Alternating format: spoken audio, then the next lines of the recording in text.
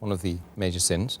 And unfortunately, nowadays, many Muslims consider riba to be completely lawful in this modern world that we live in.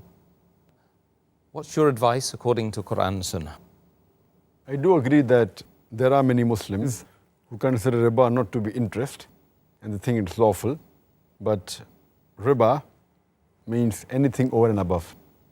It includes usury, that's exorbitant interest, but it even includes interest, because by definition interest is money earned on money lent, and usury is exorbitant interest. So whether small or big, riba is haram. It includes interest as well as usury. And Allah subhanahu wa ta'ala has used the word riba in the Quran no less than 8 times. It's mentioned in Surah Al-Imran, chapter number 3, verse number 130, Surah Nisa, chapter number 4, verse number 161. In Surah Baqarah, chapter number 2, verse number 275, it has been used thrice.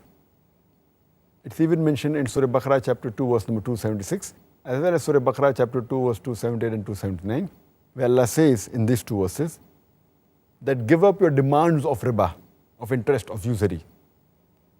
And those who do not give up the demands of riba, take notice of a war from Allah and His Rasul. That means if you indulge in riba, Allah and His Rasul will wage a war against you. There are other major sins like having intoxicants, having alcohol, drugs, etc. But this, besides being a major sin, the ruling is that Allah and His Rasul will wage a war against you.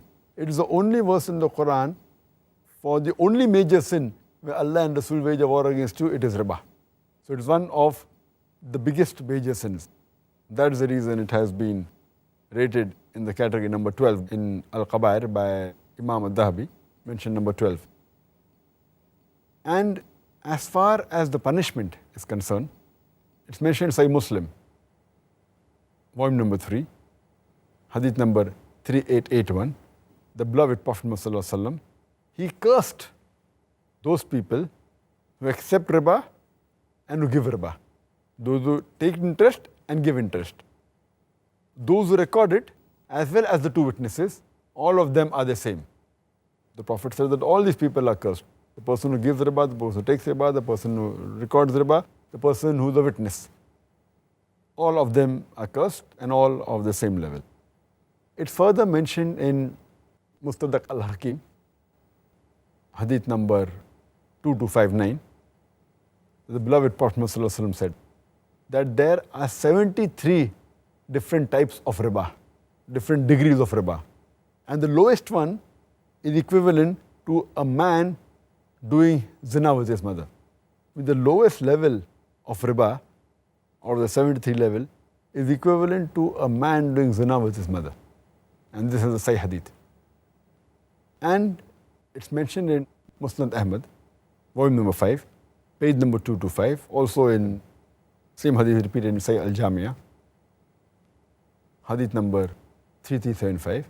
The beloved Prophet ﷺ said that anyone who takes riba equivalent to 1 dirham, it's worse than a man committing zina 36 times. If you take 1 dirham of riba, it's worse than a man committing zina 36 times. So this is the punishment and the enormity of sin in Islam. And we see today that most of the Western countries, they are drowned in riba. Everything is an interest. You take a loan on interest, you can take a house on interest, you can take a car on interest, the credit card. So everyone, and in this scenario, it makes a poor man more poor. It can make many rich men go bankrupt. Otherwise, the other people, a rich man become more rich. And there are various evils, and I've given a talk on this topic, interest-free economy promulgated by the glorious Quran, where I've proved all the evils of riba. And we see that today, a man will make more profit if he has the concept of Islamic business, profit and loss sharing, rather than based on interest. That's the reason most of the top companies, they're zero debt companies. They don't take loan from the bank. They prefer opening issues and having shares and sharing the profit with the public. That's the Islamic concept. And all the top companies, they are debt-free companies. You'll find that they don't take any loan. So they are working actually on the Islamic concepts. Well, may